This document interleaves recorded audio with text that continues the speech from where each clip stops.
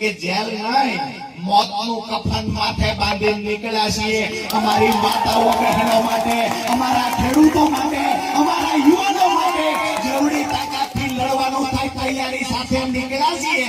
કોઈ ભાઈએ કહ્યું જંગલનો રાજા વાંદરો હતો, એવા જેટલા પણ વાંદરા માંદરિયું હોય એમ કહીએ છીએ તાકાત લગાવી હોય લગાવી.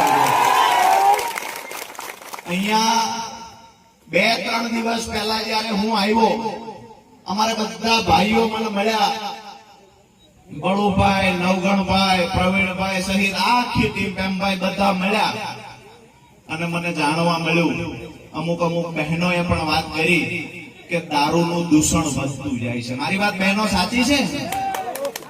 દારૂનું દૂષણ વધતું જાય છે.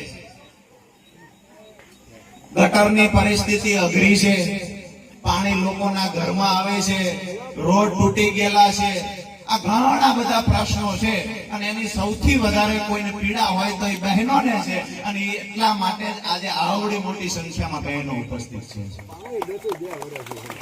ભાઈ કે 2 વર્ષથી પાણી નથી પણ નપાણિયાને ચૂંટીને મૂળી અને વિધાનસભામાં મોકલ્યા છે એટલા માટે. ચોમાસું ચાલુ છે, વધારે વિશેષતા એ વાતને લઈને નથી કેતો.